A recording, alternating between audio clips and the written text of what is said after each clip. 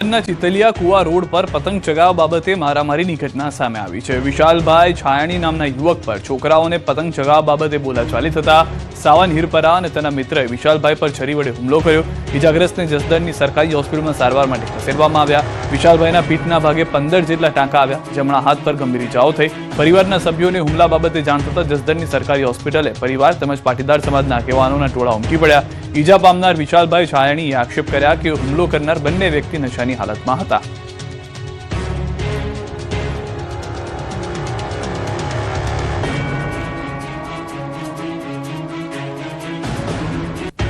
ગોંડલના સામાકાંઠાના ભગવતપરા વિસ્તારના વણકરવાસમાં પતંગ ચગાવવાની નજીવી બાબતે હત્યા। બે જૂથ વચ્ચે પતંગ ચગાવવા બાબતે ઉગ્ર બોલાચાલી બાદ મારામારી। યુવકને પડખામાં છરીના ઘા વાગતા મોતને ભેટ્યો। અનિલભાઈ પુંજાભાઈ લુણેસિયાની હત્યા થઈ। મૃતક યુવકને પ્રથમ ગોંડલ બાદમાં રાજકોટ રિફર કરાયો, જે દરમિયાન સારવાર મળી પહેલા જ રસ્તામાં મોત થઈ ગયું। હુમલો કરનાર 3 વ્યક્તિઓમાંથી 2 વ્યક્તિને સારવાર માટે ગોંડલ સિવિલ હોસ્પિટલમાં ખસેડવામાં આવ્યા। ગોંડલ સિટી પોલીસ ઘટના સ્થળે પહોંચી તપાસ હાથ ધરી ચૂકી છે। વડોદરાના અટલાદરામાં બિલ્ડરની બેદરકારીના આક્ષેપ સાથે મારામારીનો બનાવ બન્યો। સ્થાનિકોનો આક્ષેપ છે કે આડેધડ ખોદકામને કારણે નજીકની સોસાયટીમાં સેફટી વોલ તૂટી પડી હતી અને એક મકાનનો પાયાનો ભાગ તૂટી ગયો હતો, જે બાદ બિલ્ડરની સાઇટ પર સ્થાનિકોએ હોબાળો કર્યો। સ્થાનિકો પહોંચતા કોઈ જવાબદાર વ્યક્તિ મળ્યું નહોતું, જે બાદ હાજર એક વ્યક્તિ સાથે લોકોએ મારપીટ કરી। સ્થાનિકોએ બિલ્ડર સામે કાર્યવાહીની માંગ કરી છે। દ્રશ્યોમાં પણ આપ જોઈ રહ્યા છો કે એક વ્યક્તિ હતા, તેને માર મારવામાં આવ્યા। કેટલાક બુઝુર્ગ વ્યક્તિઓ પણ તેમાં જોવા મળી રહ્યો છે। બિલ્ડર પર ફરિયાદ કરવામાં આવે તેને લઈને સ્થાનિકોમાં વધુ આક્રોશ જોવા મળી રહ્યો છે। સેફટી વોલ જે હતી તે તૂટી જવાને કારણે આ દુર્ઘટના થતા મોટી રહી ગઈ છે તેવું પણ સ્થાનિકોનું કહેવું છે। બિલ્ડરને વારંવાર કહેવામાં આવ્યું, બિલ્ડર ધ્યાન નથી આપી રહ્યો। ઉત્તરાયણના દિવસે 3 શહેરમાં દારૂની હેરાફેરી કરતા શખ્સો પકડાયા।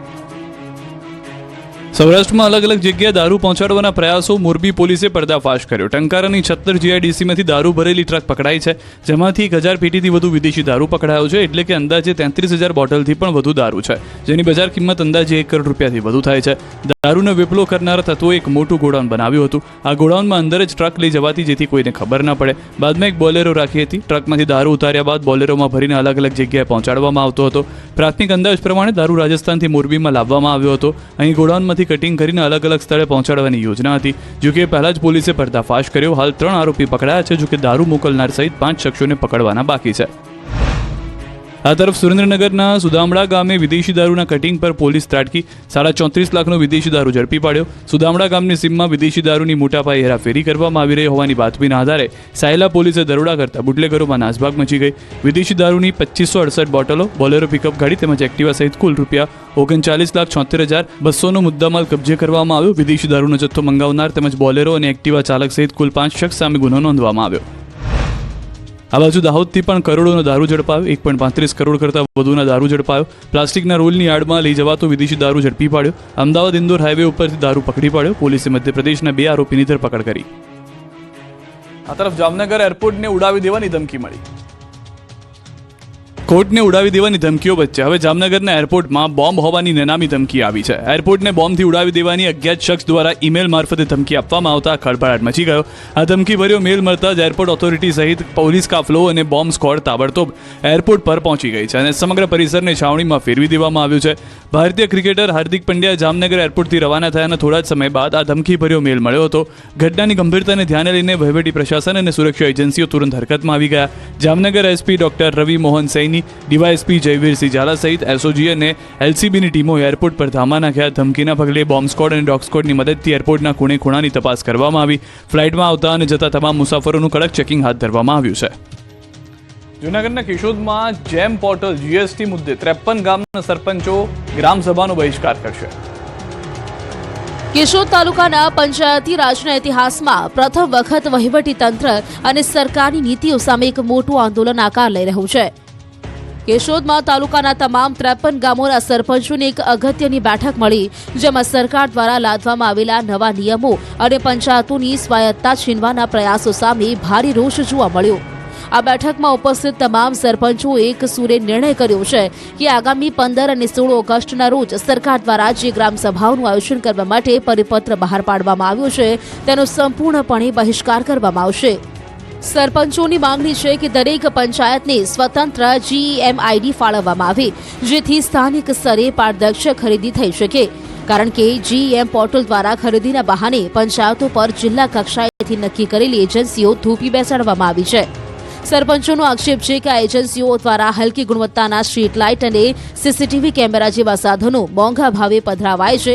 એટલે સરપંચોએ હુંકાર ભર્યો છે કે જ્યાં સુધી તેમના પ્રશ્નોનું નિરાકરણ નહીં આવે ત્યાં સુધી ગામડાઓમાં કોઈ પણ સરકારી સભા યોજવા દેવામાં નહીં આવે. અમદાવાદમાં કેન્દ્રીય ગૃહમંત્રી અમિત શાહે કરી પતંગબાજી તો મંદિરે પહોંચી કરી પૂજા અર્ચના. ગુજરાતના પ્રવાસે આવેલા કેન્દ્રીય ગૃહમંત્રી અમિત શાહે અમદાવાદમાં ઉત્તરાયણ પર્વની ઉજવણી કરી. પરિવાર સાથે વહેલી સવારે અમદાવાદના જગન્નાથ મંદિરે પહોંચ્યા. જગન્નાથ મંદિરમાં વિશેષ પૂજા અર્ચના કરવામાં આવી. ભગવાન જગન્નાથના આશીર્વાદ લીધા બાદ ગાય માતાની પૂજા કરી અમિત શાહ ઘાસનું દાન કરી ચૂક્યા. જે બાદ અમિત શાહ અમદાવાદ શહેરના SG હાઈવે પર આવેલા ગુરુદ્વારાએ પહોંચ્યા. અહીં પરિવાર સાથે દર્શન કર્યા. ગુરુદ્વારામાં બેસી ગુરબાની સાંભળી હતી. મંદિરે દર્શન કર્યા બાદ અમિત શાહ પતંગબાજી કરવા માટે પહોંચ્યા. જ્યારે પતંગબાજી માટે કેન્દ્રીય ગૃહ અને સહકાર મંત્રી અમિત શાહ નારણપુરામાં પહોંચ્યા ત્યારે લોકોમાં ઉત્સાહ છવાયો. અમિત કાકાવાળો ટ્રેન્ડ આ વર્ષે પણ યથાવત જોવા મળ્યો. નારણપુરા વિસ્તારમાં અર્જુન ગ્રીન્સના ધાબા પર અમિત શાહે પતંગ ચગાવીને ઉત્તરાયણની ઉજવણી કરી. અહીં અમિત શાહ પરિવાર સાથે પહોંચ્યા અને કાર્યકરો સ્થાનિકો સાથે પતંગબાજીની મજા માણી. બાદમાં ધાબા પર બેસીને પરિવાર સાથે વિવિધ વ્યંજનોનો સ્વાદ પણ માણ્યો. અમિત શાહ દર વર્ષે પોતાના મત વિસ્તારમાં જ ઉત્તરાયણની ઉજવણી કરે છે. પતંગબાજીની મજા માણ્યા બાદ અમિત શાહે તમામ લોકોનું અભિવાદન ઝીલ્યું. બીજી તરફ બપોર બાદ કેન્દ્રીય ગૃહમંત્રી અમિત શાહે અખબારનગરમાં પતંગોત્સવની ઉજવણી કરી. કાર્યકર્તાઓ સાથે અમિત શાહે પતંગ ચગાવ્યો. અમિત શાહના સ્વાગત માટે સ્થાનિકોમાં ઉત્સાહ જોવા મળ્યો. ઉત્તરાયણે મુખ્યમંત્રી ભૂપેન્દ્ર પટેલથી લઈને મંત્રીઓ અને નેતાઓએ કરી પતંગબાજી. ઉત્તરાયણને લઈને રાજ્યભરના લોકોએ ઉત્સાહ સાથે ધાબે પતંગ ચગાવી હતી. ત્યારે નેતાઓએ પણ પતંગબાજી કરી. રાજ્યના મુખ્યમંત્રી ભૂપેન્દ્ર પટેલે દરિયાપુરમાં પતંગબાજી કરી. અહીં કાર્યકરના ધાબા પર ચડીને પતંગ ચગાવી હતી. ઉત્તરાયણની મજા માણી. આ બાજુ નાયબ મુખ્યમંત્રી હર્ષ સંઘવીએ સુરતમાં પતંગોત્સવની ઉજવણી કરી હતી. ધાબે પતંગ ચગાવતા પહેલા હર્ષ સંઘવીએ ગાયોને ઘાસચારો ખવડાવ્યો હતો. ગાયોની પૂજા કરી હતી. પરિવાર સાથે ગાયોની પૂજા કરી. જે બાદ આકાશી યુદ્ધ ખેલવા માટે ધાબે ચડ્યા. અહીં હર્ષ સંઘવીએ પતંગ ચગાવી હતી. વિધાનસભા અધ્યક્ષ શંકર ચૌધરીએ થરાદમાં ઉત્તરાયણ મનાવી હતી. શંકર ચૌધરીએ ભાજપના કાર્યકર્તાઓ સાથે પતંગ ચગાવીને ઉત્તરાયણની મજા માણી હતી. ઉત્તરાયણ નિમિત્તે શંકરભાઈ ચૌધરીએ થરાદવાસીઓને આપી વિકાસની ભેટ. થરાદ નગરપાલિકાને ક ગ્રેડમાંથી A ગ્રેડમાં અપગ્રેડ કરવામાં આવ્યા છે. આ બાજુ મહેસાણામાં કેબિનેટ મંત્રી ઋષિકેશ પટેલે પતંગ ચગાવ્યો. કાર્યકરો સાથે ધાબા પર પતંગોત્સવનો આનંદ માણ્યો. વિકસિત ભારત અને સ્વદેશી અપનાવવાના સંકલ્પ સાથે પર્વ ઉજવ્યો. વાહન ચાલકોને સેફટી ગાર્ડ અને મફલર પહેરવા મંત્રી અપીલ કરી. શામળાજી મંદિર ખાતે રાજ્યમંત્રી દ્વારા ઉત્તરાયણ પર્વની ઉજવણી કરાઈ. શામળિયાના દર્શન બાદ ઉત્તરાયણ પર્વની ઉજવણી કરાઈ. રાજ્યમંત્રી PC બરંડાએ મંદિર પરિસરમાં પતંગ ચગાવ્યો. પતંગ ચગાવી રાજ્યવાસીઓને શુભેચ્છાઓ પાઠવી. આ તરફ બનાસકાંઠાના મંત્રી પ્રવીણભાઈ માળીએ ડીસામાં ઉત્તરાયણની કરી ઉજવણી. કાર્યકરો સાથે ધાબા પર પતંગ ચગાવી ઉજવણી કરી. કાર્યકરો સાથે જલેબી ફાફડા ખાઈ પતંગોત્સવ મનાવ્યો. મોટી સંખ્યામાં કાર્યકરો જોડાયા હતા. તો કેન્દ્રીય રાજ્યકક્ષાના મંત્રી નીમુબેન બાંભણિયાએ પણ પરિવાર સાથે મકર સંક્રાંતિની ઉજવણી કરી. મંત્રી નીમુબેન બાંભણિયાએ પતંગ ચગાવી પેચ લડાવ્યા. મકર સંક્રાંતિની સૌને શુભેચ્છા પાઠવી. વડોદરામાં સાંસદ હેમાંગ જોશીએ પતંગ ચગાવ્યા. પતંગની સાથે સાથે કરુણા અભિયાન પર સાંસદે વધુ ભાર મૂક્યો. રાજકીય નિવેદન આપતા કહ્યું કે બીજાની કાપવા કરતાં પોતાની પતંગ સ્થિર રાખવા પર વધુ ભાર મૂકવો જોઈએ. મહેસાણામાં સાંસદ મયંક નાયક દ્વારા પતંગ ચગાવાયો. મહેસાણાના ધારાસભ્ય મુકેશ પટેલે પતંગ ચગાવ્યો. મહેસાણા જિલ્લા ભાજપ પ્રમુખ ગિરીશ રાજગોરે પણ પતંગના પેચ લડાવ્યા. પતંગના પેચ લગાવી નેતાઓએ ઉત્તરાયણ પર્વની ઉજવણી કરી. તો ડાંગ વલસાડના સાંસદ ધવલ પટેલે પતંગ ઉડાવતા કોંગ્રેસ પર કર્યા પ્રહાર. કહ્યું કે ભાજપના પતંગ ઘણા ઊંચા ઉડી રહ્યા છે. કોંગ્રેસના પતંગ ભલે ઇટલીથી ઉડે કે અહીંથી, ક્યારે ભાજપના પતંગને કાપી નહીં શકે.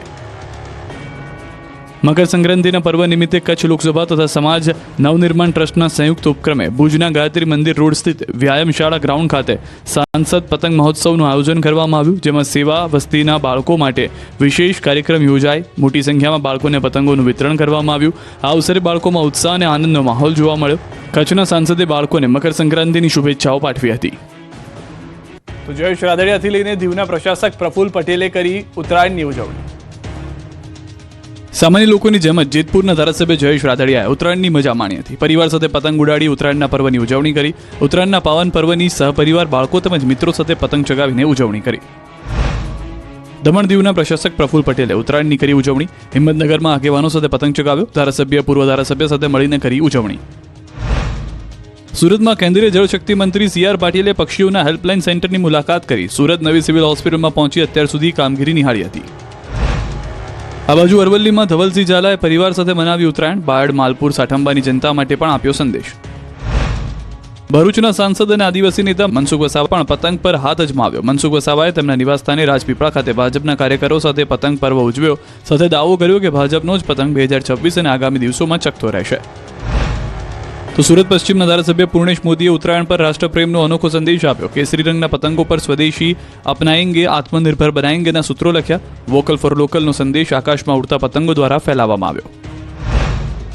રામાયણ સિરિયલના રામ એટલે કે અરુણ ગોવિલ અને પૂર્વ ક્રિકેટર કપિલ દેવ ઉત્તરાયણના દિવસે ગુજરાતના ગામડે પહોંચ્યા. ભાવનગરમાં મનસુખ માંડવિયાના વતન હાણોલમાં ચાલી રહેલા આત્મનિર્ભર ઉત્સવમાં બંને દિગ્ગજો પહોંચ્યા અને પતંગબાજીનો આનંદ લૂટ્યો. મનસુખ માંડવિયા ઉપરાંત આ ઉત્સવમાં રાજ્યના મંત્રી અર્જુન મોઢવાડિયા પણ સામેલ થયા. ક્રિકેટર કપિલ દેવે હાણોલ ગ્રાઉન્ડ ખાતે યુવાનો સાથે ક્રિકેટ રમીને તેમને પ્રોત્સાહિત કર્યા હતા. ગુજરાતીઓએ મન ભરીને માણી ઉત્તરાયણ. આખો દિવસ કાયપો છે, લપેટ લપેટની બૂમો સંભળાતી રહી.